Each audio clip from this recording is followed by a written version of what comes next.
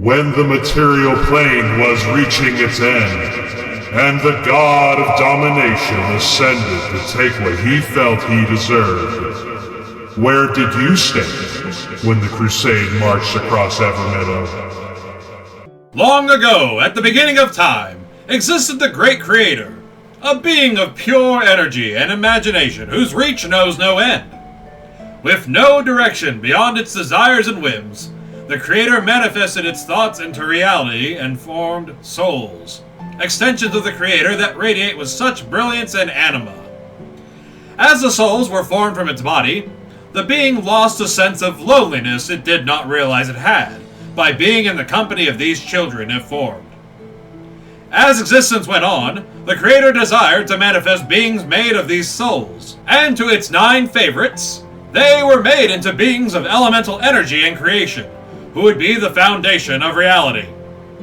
These 9 would be known as the primordials, representing such natural forces in their entirety. They wished to present a gift to their parent by using all of their combined elements to create a world that Ultima would build the earth and the life forms upon it.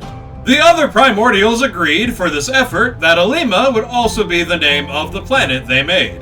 Ezra created the sun and nixed the moon, while Alizair filled the empty spaces between the rocks with ocean waters. Tempest conjured lightning and wind, which complemented Alizair's reign. Inferno and Arctica manifested the concepts and ease of summoning heat and cold, with certain locations holding high affinity for fire and ice.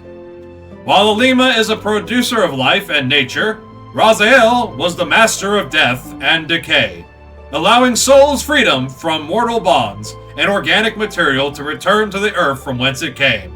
Vega, the wise star surfer, produces magical energy into the air, allowing mortals to use for those who can understand its riddle, which can be manipulated to pull the other elemental energies into spells conjured by wizardly scholars.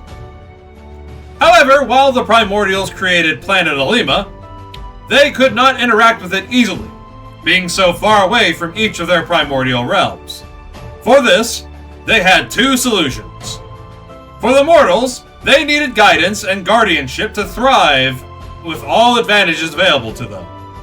So with the Great Creator's aid and the fusion of primordial energy, whether from the need for a figure who's the epitome of a concept the mortals need, or from the love shared between 2 or multiple primordials with a soul from its creator, this would be the birth of gods, and many of them at first. A god is an astral figure who owns a divine realm that watches over the material plane, whose power is increased by faith bestowed by worshippers, whether by prayers, offerings, tributes, sacrifice, rituals, and the like. Some say in the realm of a deity, a heavenly material is formed, that only the most devoted may be worthy of being gifted. To a mortal who has proven themselves the pinnacle of faith of a god, following their rules and leading in their example, they may get the option to become an avatar of said god. Avatars of a god are strengthened with divine power and can commune with their deity at any time, for their soul is fused with said deity. This means both victory and defeat are tied to both beings. The other task a primordial could possibly do is to summon their personal avatar onto the material plane. But to do this, a physical core is formed of their element, and from it, a semi-tangible body is made in the image of the primordial. However, in order to control it, they must put a portion of their soul, and the entirety of their consciousness is stored within it. These avatars are made so that they can live amongst the mortals and can produce their element into the world. Otherwise, no new elements can be added when it lacks. Shortly after Planet Ultima was made, Alizair, Ultima, and Tempest summoned forth their avatars to be amongst their people. What has occurred afterwards is a mystery to be certain, and this was a long time ago. But there may be some beings who could tell the tale of the material plane in greater detail, to those worthy individuals. I'm afraid those who are keen with magic are scarce nowadays, and even fewer have ever heard of a primordial. My name is Leonari Evermeadow, and I am the appointed king of the land I was named after. I rule here with my wife Cerinthus, and my son Valadius, although he has gone missing in recent years. He is the avatar of Bahamut, whom is the deity myself and nearly all of the kingdom worship. We are a glorious kingdom, with many towns and villages spread across the land. In the northwest lies the town of Avalon, a beautiful, cozy place to settle down, tend to the land, start business, or for the more adventurous souls, this is where would-be heroes gather at the Boar's Balls Inn, a charming drinking establishment created by Mixed Stone Brew. If you wish to leave the world a better place, or just to savor some time by the coast, you may find yourself seeking Mayor Barnabas for more information. To the northeast, you will find the sparsely populated but often traveled Wild Bluffs, where strong nomads wander with exotic creatures and live off the land. Some say there is more of them than meets the eye, but it is hard to gain the trust of these rovers. Mighty barbarians have been through much conflict, yet persist all the same. To the west, there is Borzenberg, Shiny Stack, and the Blood Moon Manor. Borzenberg is a coastal town of whispers, merchants, and from what I hear, a high population. Seems you can't get the people to leave Borzenberg. Surely something special about that place, I imagine. Shiny Stack, home to a single tribe of goblins, who earn their name from gathering great amounts of wealth. From word of some villagers who have traveled to gain an audience with me, they say their earnings are from ill-gotten means, raiding and shady dealings, although my guards and knights assure me that they have ceased their rowdy ways and keep to themselves. If I weren't so occupied in tending to matters of the kingdom, I would investigate further, but my people need me everywhere, and I have not left the capital in so long. One day. And as for the Blood Moon Manor, a noble family of tieflings reside near Avalon and the Greenbeard Mines, who partake in several forms of professions. And on a more personal note, my son Valadius is betrothed to their only daughter, Nyx Bloodmoon. Near the village of Shiny Stack in Avalon lies a tower where the Magus Supreme, Terith, is hard at work on their studies to help the kingdom, although it has been several years since I've spoken with them. Avalon is nestled deep in forest and farmland, with mountains on the coast shielding them from most outside sources. But should you find yourself in Avalon, or wish to visit, you will have to either arrive by a small ship, or a journey through the Traveler's Pass, a mountain that appears like an elderly man's face, whose mouth goes through winding tunnels that exits out into the aptly named Forest of Joy. Unique to this forest, hope trees are eternally in bloom, as their foliage is clear like glass, but holds prismatic hues, shining rainbows down upon the sweet critters and animals. Yet these hope trees hold other special properties, as they grow fruits and vegetables of all varieties, and even stranger, they produce these foods even if they are not native to their lands, and bizarrely grow in matters they naturally could not, like watermelons and carrots growing from trees, or bananas from bushes. Truly a spectacular sight! The road through the forest will find you in my domain, the Evermeadow Kingdom's capital, where you will find all manner of citizens, businesses, places of relaxation, merriment, and plenty of room to grow.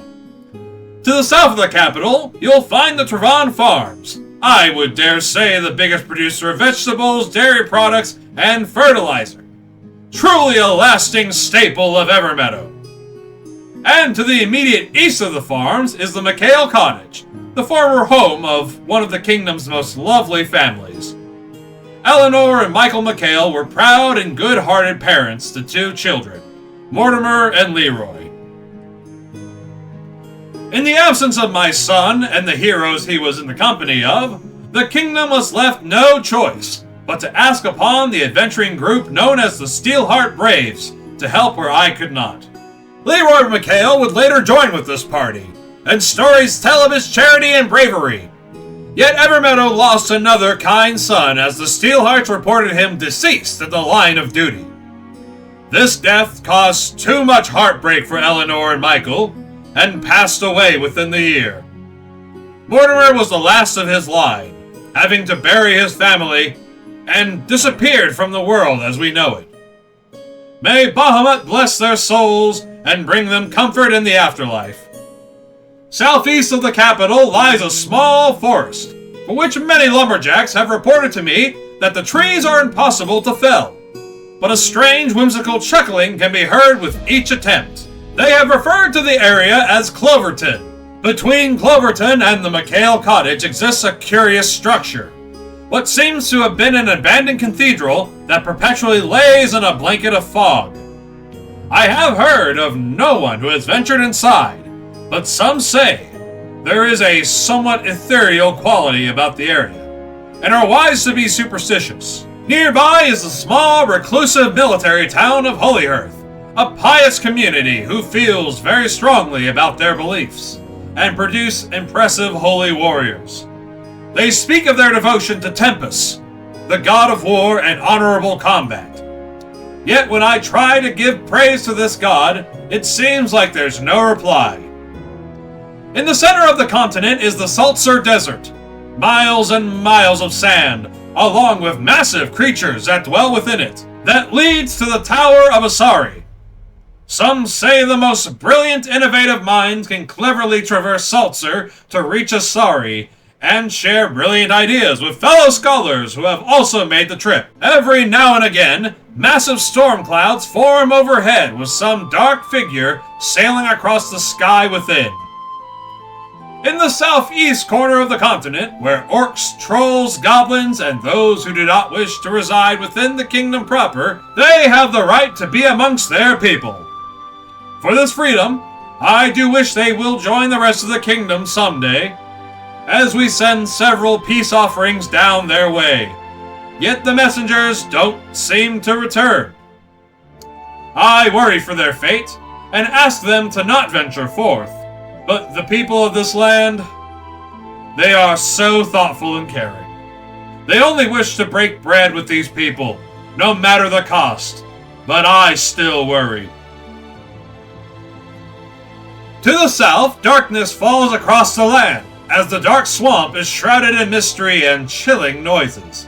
I've even heard tales that the dead may walk the land, and the waters, while dangerous, are filled with nutrients. And then, there is the southwest, where the territory has become hostile and quite dangerous. The Devimus Manor, the other family of tieflings that exist at Evermeadow, seem to be envoys for Asmodeus, the Lord of Baator, the Morning Star, the devil himself. I caution you, weary traveler, to not engage with anyone who worships Asmodeus, for he may be a god, but he does not mean well. Not anymore. I may be biased, but that is a story for another day. Mount Ultima, the tallest mountain on planet Ultima, is a sacred structure that holds much power, for some say that one might be able to reach paradise if they are able to climb its structure with no advantages to themselves beyond their determination. Yet this journey is considered impossible, for the land around Mount Ultima is surrounded by lava, obsidian, and fire, all radiating from the base of the mountain, where the very gates of hell are embedded. Friend, if you value your life, you will stay away from Mount Ultima. To make sure no demons emerge from the land, a small town known as Hellview with 96 inhabitants stand ever vigilant and practice in the ways of holy magics to keep Evermeadow a safe land. No demon, devil, tiefling, or even servant of Asmodeus is safe in their presence. I hear there are other groups of people who have made camps across the land, and while I have not met with them, I wish them well as long as they mean well for my kingdom.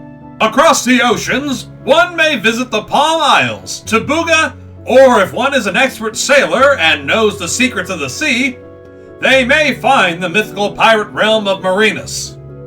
The Palm Isles are a small collection of beautiful islands that are rich with culture and spiritual worship, as elemental spirits make themselves known to those enlightened in their ways. The visitor on vacation will find friendly company, magnificent sights, and a truly charming atmosphere.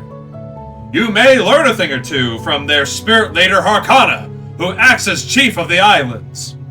The rich lands of Tabuga hold the title of largest continent on planet Ultima, which also are native to many varieties of exotic animals that walk amongst their inhabitants. They respect the land, and the land respects them. A materialistic person would travel to harvest their unique elemental crystal or vast minerals below the surface. Umbutu, the shaman of the wilds, and speaker for the great ape spirit, unites all the scattered villages to the jewel of the jungle, dense with population and trade. Now, I am aware that there is a continent at the top of the world, known as Pengua from ancient charts made by cartographers of yore. It is perpetually frozen, and to my knowledge, anyone who has set their sights on reaching it has never returned. Anyone who could make it off the Arctic land is made of sterner stuff. The world has many different beliefs, and the worship of gods are a vital part of an Evermeadow's daily life. However, I am sad to report there are several less gods than there used to be. But we are proud to have the ones that exist today. Azuth, god of wizards, Bahamut, the platinum god of justice, Eldaf, the sea elf goddess of waterfalls and peace, Grumsh, the orc god of destruction and war, Hades, Greek god of the underworld, Hel, Norse god of Helheim, land of the dead and frozen, Baron Samedi, the voodoo god of life and death, Seamus, the leprechaun god of celebration and crusades, with his wife, the Holy Mother, Thor, the Norse god of thunder, made all-father in absence of Odin, Thrym, Norse god and king of the frost giants, and unfortunately, Asmodeus, lord of the nine hells. To learn more about these deities, minus Asmodeus, stay tuned after the video for redacted lore. Some may be unaware of how they obtain the magical powers of the world, and how to wield them wisely. Well, from our scholars and sages at the Tealwood Mage Collegium, we have those answers. Hang around at the end of the video if you wish to be a magic class. These being Wizard, Warlock, Druid, Paladin, Cleric, Bard, Ranger, and Sorcerer. Some say there are ways to become an Artificer, but in these lands it is a scarcity, as Vega, the primordial of space, magic, and time, has forbade certain forms of magic, and technology is hard to manifest with his rules. So to be an Artificer, many restrictions make the class hard to manage. Well, friend, I wish to welcome you to Evermeadow, in one way or another. Now it is time for you to decide your destiny. Should you wish to embark on planet Ultima, take notice of this scroll's instructions, and I will make your acquaintance one day. May Bahamut bless you and all you do. This story is structured in the third generation of Evermeadow's decade-spanning story. To be part of this campaign, you must be available often and near the starting time of 7:30 p.m. or 8 p.m. on Tuesday nights. This campaign is heavy into role-playing with no tolerance for metagaming, with effort put into the campaign being returned in kind. Believe me, you'll be powerful enough without busted mechanics. There will be few traps, few material components, except for those that cost 100 gold or more, and creative solutions are generally encouraged as long as it's within your character's capabilities. You may play as nearly any race, though if the race is homebrew, I have the right to deny its provided stats, abilities, and work to replace them if the race is still desired afterwards. Playable classes are Barbarian, Bard, Cleric, Druid, Fighter, Monk, Paladin, Ranger, Rogue, Sorcerer, Warlock, and Wizard. Any official D&D printed material for spells and subclasses are welcomed, though no homebrew or third-party sources unless approved. If you wish for a subclass that currently does not exist, or rather, a more unique one, we can work to create this. You will be spoken to about a unique weapon and/or spell for your class, regardless. The game will begin at level 1, with a milestone system. Critical successes are always a hit and deal double damage, and critical successes in skill checks prove more likely to be accomplished. Ties work in favor of the player. This campaign will be played with a combination of Roll20 and Discord exclusively. Before you make your character, each player must send their feedback, their votes for the following section. Adventure! You are a bold hero who sees injustice in the world, and you are swift to destroy it. The longer you spend in these lands of Evermeadow, the more you learn that something sinister has been building for several millennia. It threatens to overtake the world you were born to, and it seems you are the only ones who can stop it. Gather your friends, perhaps unite the land, and even greater beings, to find support in the Evermeadow Crusade. It's all or nothing when the end of days comes. Evil. There is a dark force that wishes to claim everything that is or ever was. And you, my little villain, get the chance to show domination in this world. There are 3 forces you can side with. Asmodeus, the Lord of Hell, who wishes to control everything, and will be happy to provide you a substantial role in his future for your loyalty and soul. However, your next choice is to side with me, Asmodeus' second in command and leader on the material plane. My employment was under terms that could not be fulfilled, yet here I am. Work for me, where I can promise you endless wealth and power, once my cursed soul is freed from that damned contract. Why take a crumb of his power when I can give much more? Or perhaps you were born to the darkness in the realm of death and monsters, and wish to show your superiority over mankind in the shadows as a vampire, werewolf, succubus, or even more sinister creatures. Alternatively, you can try to build your own empire from scratch, slowly and surely becoming a threat to the kingdom, specializing in your own brand of villainy. Home building! Have you ever wanted to avoid the hustle and bustle of the battling life, but still wish to establish your own place in the world? Well, now you have the chance. You can either move into the Kingdom of Evermeadow, one of its towns, or purchase a plot of land. Maybe even travel to undiscovered lands to start your own society. Be wary, these come with their own problems, but these are your problems to handle your way. Seafaring. Whether ye were born into the sailing life, or you are under the banner of me, the Pirate King Veritas, life at sea is your destiny. Travel aboard a ship, me hearty, across the mighty ocean, understanding that hard work results in vast riches and even better relaxation time once you make it back to shore. There are pleasures only a sailor or pirate knows. Are ye willing to trade a normal life for one that ends in a watery grave? Professions and guilds. You are a craftsman of some sort, and a bit of a perfectionist. You know that you and your friends hold a skill that deserves to be recognized, and you'll do anything it takes to make that dream come true. Whether it be steady, consistent work, the hunt for rare materials no one else has to work with, a business that dominates the field or is in high demand, or work in the shady life of quick deals and incidental arson association.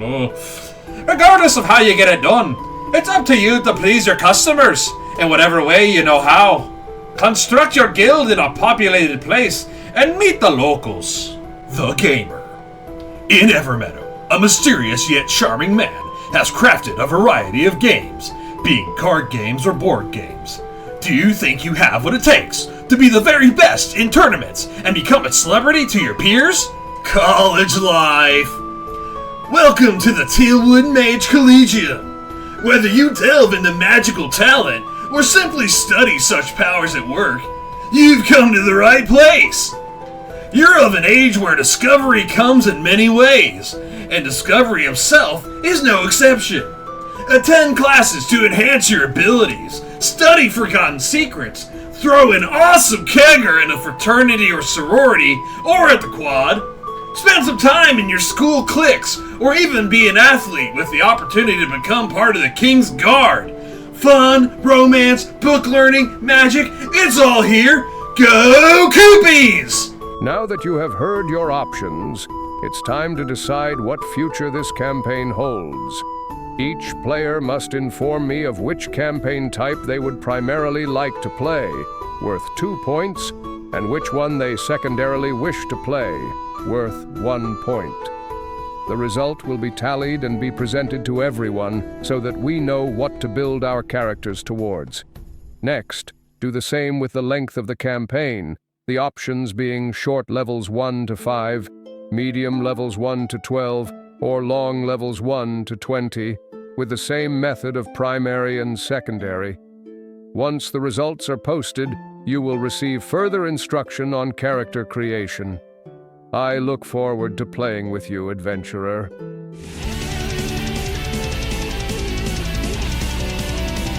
Justice and good above all. Honor and fealty to the king. Honor and respect to righteous innocents. Honor and protection to the lesser races. Honor and correction to the enemies of justice and good. Honor and forbearance for oneself. These are words the divine dragon imparted on the world. No matter how many times the scales of justice have been tipped, Bahamut has taken pity on mortal kind. The Platinum Dragon is one of the kindest gods in the cosmos, and from what I heard, he may have lived on top of Mount Ultima. Items that Bahamut enjoys as tribute are scales of judgment, flowers, canaries, and honey. Despite not being of Alima's descent, he enjoys nature and to protect innocence amongst living beings. A daughter of nature's most graceful elements, born of Alizer's waters, Alima's life and nature, as well as Ezra's radiance. Eldath is a god born from the desire of peace and calm in a world that could be torn by strife. Revered by druids, pacifists, people troubled by violence, those in tune with nature, and those who long for serenity in their time with mercy and kindness hand in hand. Eldath is represented by the beauty of waterfalls and a sacred dryad's grove. Being close to her father Alima, she made her home within the Forest of Joy, basking in its magic and supernatural gifts to visitors. But those who have been through much turmoil all say she is their inspiration to realize what is important in life. Her tributes include gemstones of a watery resemblance, like aquamarine and sapphire, as well as lotuses and water lilies. Famously, Eldath has not claimed an avatar in this cycle. All forms of life on the planet come from Alima's elemental plane. Yet it is the fearsome grubs whose forms are born with an orc's blood. There are few deities that hold the physical prowess that the god of destruction wields. His cycloptic gaze watches over the orcish forces of the Elder's Ravine, who are more than happy to offer sacrifices to their mighty war god. What authority he commands in battle, he surely lacks in strategy and cleverness. His divine realm of Acheron, not the river in Hades, is an eternal battlefield where the orcs, trolls, and goblins gather. Though born of Alizer, Inferno, and Raziel, Hades was linked like a family to other gods long since passed from the material plane. In some realities, he is part of the Greek pantheon, but in Evermeadow, he is the last of his kind. As one of the last gods of an underworld, he sits in his domain, watching over those who perished and judging how they are to spend eternity with the aid of the last judge of his realm, King Minos. Within his realm are 5 rivers that affect a soul with anger, woe, wailing, forgetfulness, and hate, all created to serve purposes and punishments as needed.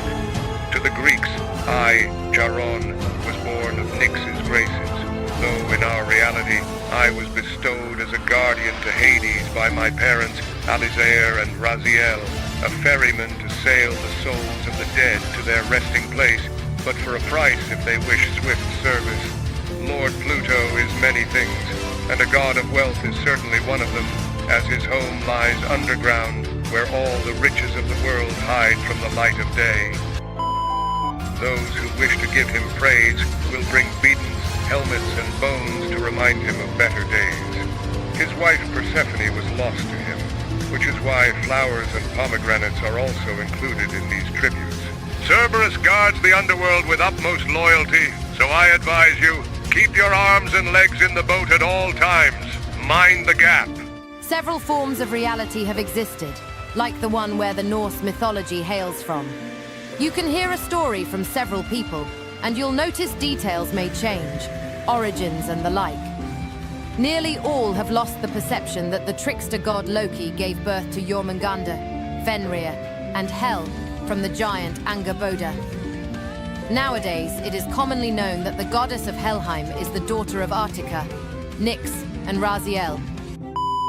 Deep in the bowels of Pengua lies the realm of the dead, where the sick, frozen, and dishonored wander and prepare for a war of epic proportions when the end of days comes, though not Ragnarok after Fimbulwinter.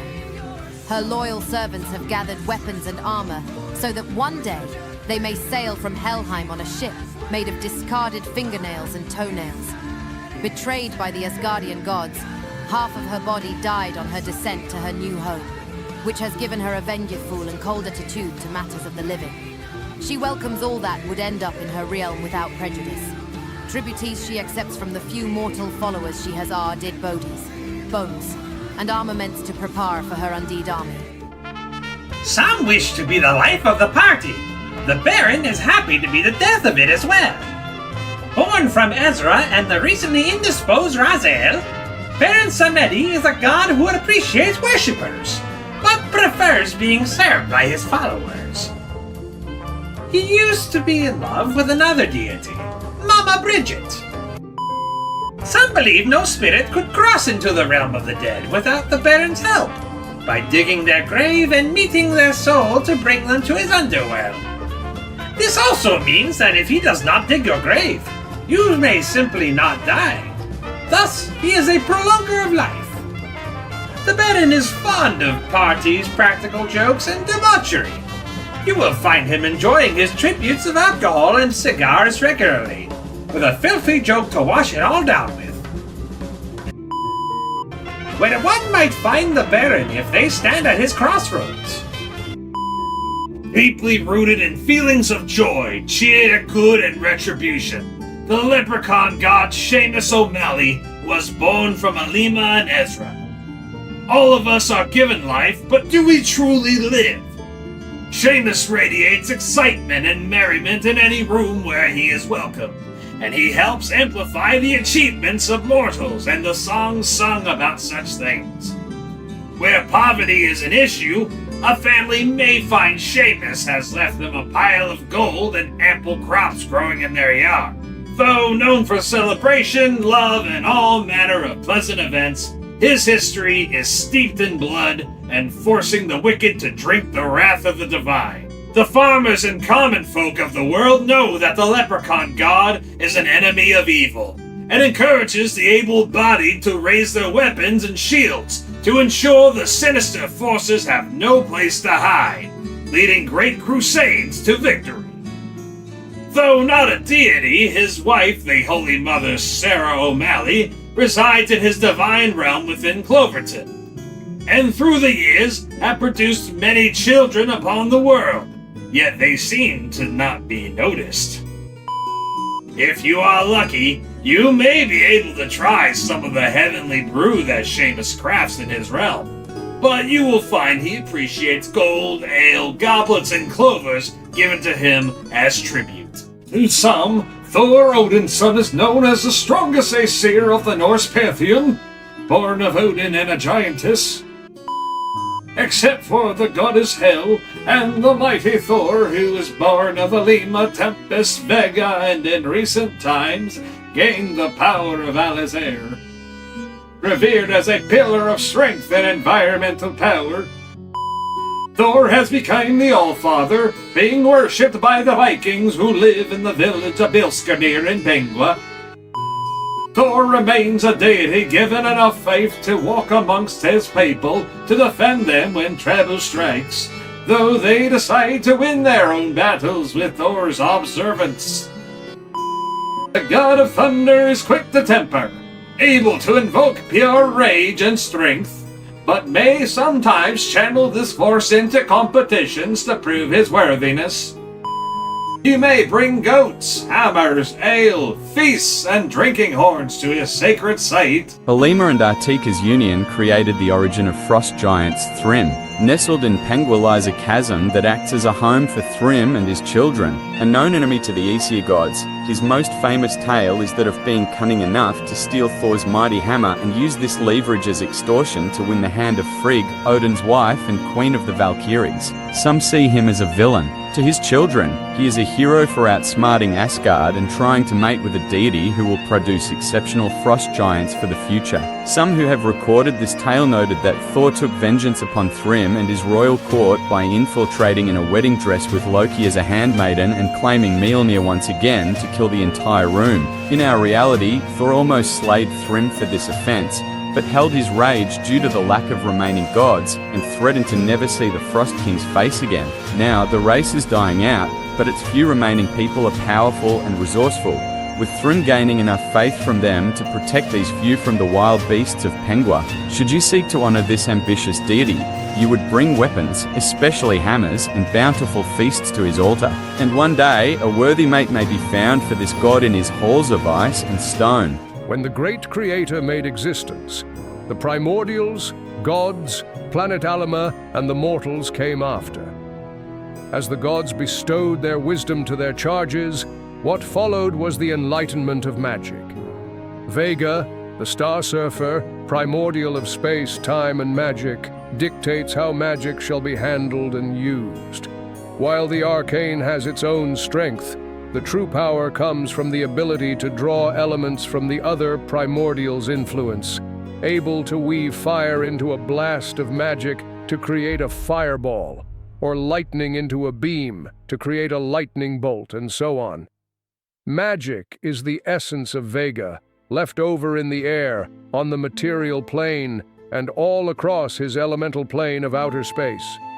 Whenever someone casts a spell, they deplete a finite amount of usable power from the world above. If Vega is merciful, he may slowly seep his essence back into the air, but this is a rarity, for it is not the primordial's jobs to interfere with mortals. Yet it was decreed long ago that any magic relating to time or technology simply cannot function. As history has shown, mortal minds are not responsible enough to handle this skill. But the unique techniques of magic throughout time have harnessed themselves in many ways. For example, a wizard learns from the scholars and sages of the past, and perhaps ancient lore left over from Vega's initial trust. It is from their ways. They weave spells by pulling magic and elements from the air, like its creator does. Sorcerers are those blessed by strong beings, and rarely primordials of all sorts, those imbued with great power, and their influence and exposure absorbs into the soul of the sorcerer, forever changing their soul and their blood to be connected to their cosmic source. Warlocks are individuals given power by patrons, deities, and elemental beings, whose sources of magic all trace back to the primordials. Yet, as the primordials created the deities to rule over mortals, they were made with portions of the primordials' power. And from that point on, the deity's soul is separated from their creators, able to hold on to their powers and grow them as they gain more followers, which allow them to part with portions of their power to mighty warlocks who would dare ask for their guidance and energy. Paladins are given their power and spellcasting through many ways, but it all originates from the primordials, mainly Ezra the Celestial Light, for she represents the holy light that encourages the bravery of crusaders and the kindness of the guardians and healers of the world. Through Ezra, radiant energy, charisma, wisdom, and willpower are possible, A soul touched by Ezra is nearly incorruptible and a beacon of positivity to all around, yet some are able to incorporate her gifts to darker, more selfish purposes. Paladins also primarily gain their powers from the Lord they serve. The deity's soul radiates down upon their followers, allowing them to feel closer to their god, for their god is in fact with them. Druids are souls that welcome in the energy of nature and the natural world, within and beyond the veil. They perceive the cosmic powers of Alima, Nyx, Raziel, and Ezra, whether they know of its origins or not, and through these primordials do the beasts of the wild and the plant life of the world thrive and evolve. Rangers spend their lives within the wilds of the world. They hone their senses to how the land reacts as well as empathize with the souls of beasts. Feeling Alima's presence in all things and through him, the ranger and the world become one, able to draw on nature's bounty. Clerics gain their magical power directly through the powers of their deity, from which they are the conduit to their divine word, and whatever domains they hail from influence the types of powers these holy warriors are able to command. Bards gain the ability to use magic through extensive study and perception of how one with a strong charisma and the clever choice of words do they unintentionally harness the influential powers of Vega, and more importantly, they use their souls as the vessel for social magic.